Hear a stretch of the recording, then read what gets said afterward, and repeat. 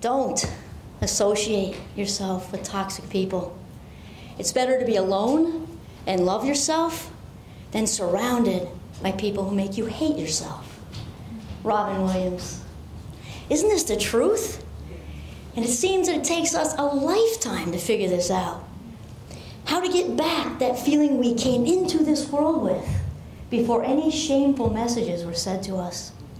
That feeling of original worthiness. I mean, think about it. Picture a 2-year-old up here on stage, with a little chocolate pudding over here for later. Is this toddler thinking, how will I get through? No, of course not. In fact, this has me thinking of a recent trip to the beach with our youngest daughter. We're sitting there on a blanket when over comes a visitor of a little more than a year old, with her little sun hat and cheeks, trying very hard to navigate walking on the sand.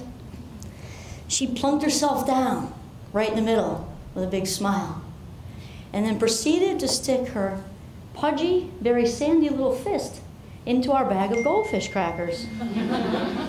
She then proceeded to flip through the pages of our daughter's anthropology book, seemingly quite interested in the colorful tribes of New Guinea. This precious little cherub just knew with full confidence, as in without a doubt, that she was wanted and that her spirit would be embraced, which of course it was. Now, how many of us are walking around out there in our 30s, 40s, 50s, and beyond, not feeling worthy and wishing we had the authentic confidence and self-love of that 1-year-old little girl? This feeling of original worthiness is now something I strive to reach every day by practicing mindfulness and gratitude. In fact, I reside in this place. So how does this happen? How is this misplaced? And I say misplaced because the authentic self is never entirely lost.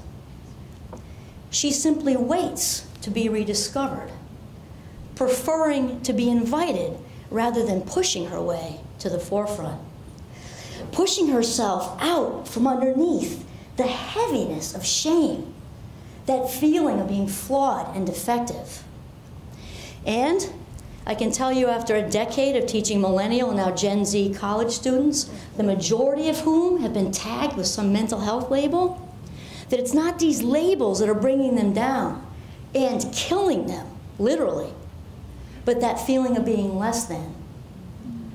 This is also largely why 45% of college students in the United States are binge drinking, with another 21% using prescription and illegal drugs. Now that's a whole lot of self-medicating going on, right? And in my opinion, a widespread and very desperate attempt to numb out the excruciating pain of unworthiness.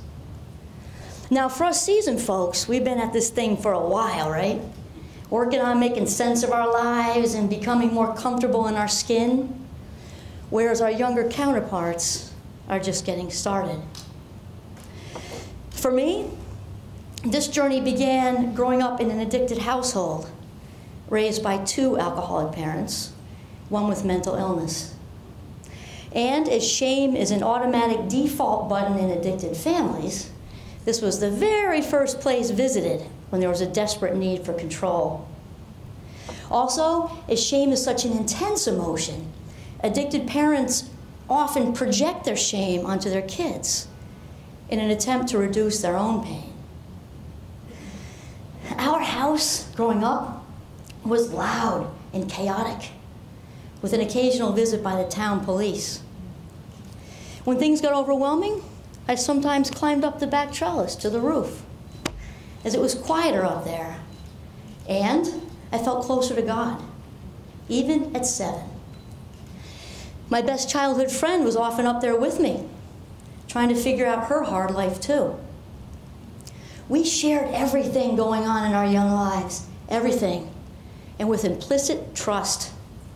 We saw value in each other and assured each other that everything would be okay.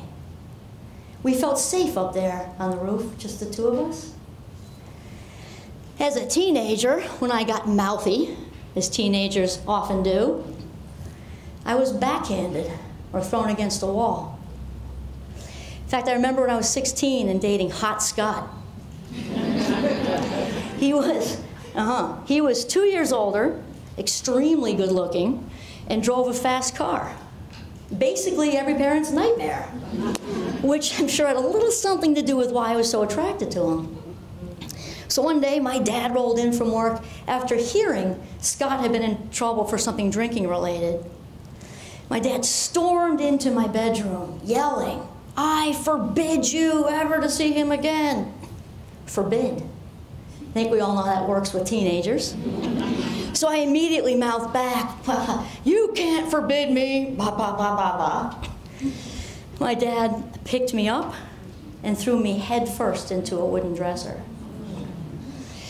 Not long after this, my mother just decided to take me on this random hour-long drive to the Bronx, and with the music blasting. Though I didn't understand this mood she was in at the time, when I look back, she was manic and dangerous. When we eventually made it to a cafe, we went in and she ordered a cup of coffee, and then proceeded to explain to me how much easier things would have been had I not been born at all. In fact, she told me that the plan was to have an abortion, and that she had done me a favor by keeping me, implying that I should be grateful for this truly selfless act. This shame went right into my hard drive like a virus, as there is nothing more damaging a mother can say to her child.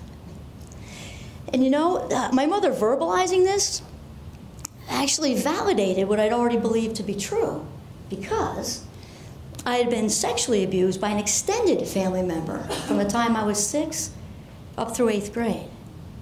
He, of course, threatened me not to tell, so I didn't. By the time I worked up the courage to tell my mother, I was about 15 or 16, not long before that manic Bronx ride. I was shaking, you know, as I relived the shameful secret I kept to myself for so long. When I finished telling her what happened, she got up and went on with her day, while I sat there at the kitchen table feeling dirty and worthless. Neither of my parents did a thing either. No offer of counseling, no reassurance of keeping me safe. Never mind throwing the bastard in prison, right? There was no louder way to say I don't love you than this. So we, of course, learn about ourselves early on by the mirroring of those key players in our lives, whom are most often our parents. As a child surrounded by alcoholism and mental illness, I learned that I was unprotected, unloved, and no matter what I did, would ever be good enough. This actually reminds me of an interview I saw years ago with Bill Clinton and him talking about his alcoholic stepfather. He said that even when he became the President of the United States, that he didn't feel he was good enough. And Mr. President, if you're watching, I really get this. I also learned some good things from being raised by dysfunctional parents. And these are not to expect anything and to rely on myself. As an adult, by not having these expectations, I've kind of been walking around with this half-full perspective. And I learned to practice gratitude every day. As what we practice, we eventually get good at. Also, I learned to seek out good people at a very young age. That best friend I mentioned earlier and I are still going strong at 54 years old. We talk on the phone every couple of weeks, updating each other on our progress along the path of authenticity. We've worked each other through a lifetime of emotional injury and shame. Our lengthy history together is also an added bonus, as whenever one of us is kind of questioning something that went on when we were kids, there's immediate validation of, it happened. I was there. She is a diamond in my life. Later on, I landed at a small Catholic college, which literally saved my life. I joined the cross-country running team, which became a metaphor for my life, one foot in front of the other, and running is still huge in my life today. I joined LEAP, which is a Catholic retreat program. More good people to mirror the value in me that I was struggling so hard to see in myself. St. Michael's College was my Hogwarts and the first real home I ever knew. There was no more loud fighting or hitting or embarrassing drama anymore. I no longer felt those intense waves of fear or worthlessness. In fact, I was so happy and felt such a sense of belonging, it was almost intoxicating. And most of these wonderful people are still in my life. I met my husband there, another soul sister who I recently went to Ireland with, and my Yoda, who is not only a dear friend, but a true Jedi master of life. Not only has he been instrumental in helping me to see my own value and to love who I am, he's also helped me to give myself permission to release my toxic parents and the guilt for doing so. They are 3 more diamonds in my life. I am rich beyond anything I possibly could have imagined as a child. Where am I now? Well, I've been married to the love of my life for nearly 30 years. We have 5 amazing young adult children, the fabulous 5. I'm a professor with a doctorate in cognitive psychology, and I've designed the positive psychology program where I teach. I've written a few books, and I travel around speaking on various topics related to well-being. Yada, yada, yada, and who cares? This is what I've done, not who I am. Who am I? You ready? I am a bold, brilliant, and badass woman.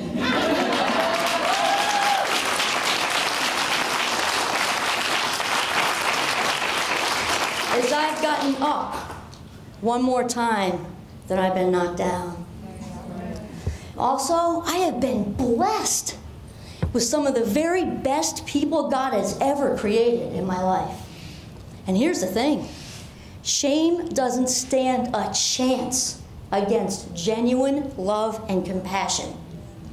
What's amazing is once toxic shame is out of the way, doors open wide for the authentic self to reclaim her power. And guess what? Authenticity doesn't need fixing. With authenticity comes clarity. And one thing, I've had to learn to look at differently is how to go about honoring thy mother and father. Because honor, in my opinion, is earned. I can now do this by honoring my own commitment to be the most loving parent I can possibly be to my own children. This has been my #1 mission in life, and trust me when I say the sun rises and sets on each one of them. Also, here goes. As a warrior against shame, I can do my very best to separate people from their behavior, understanding that hurt people often hurt people. With addiction comes brokenness and often a large dose of mental illness.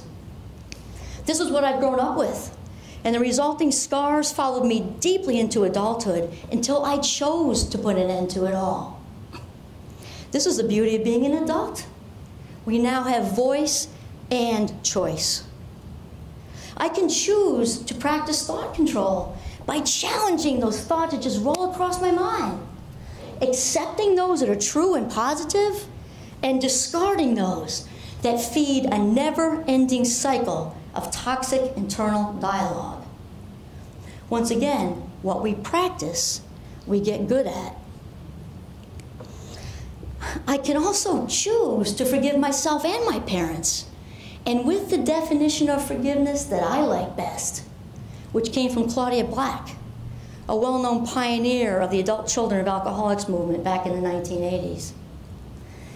And I think many people have difficulty with forgiveness because they think that it gives the perpetrator or a wrongdoer a pass, saying that what they did was okay. No, it's not okay. And still some get stuck in that age-old cliche of forgiving means forgetting. No, as the mind isn't a computer with a delete button, this doesn't tend to work.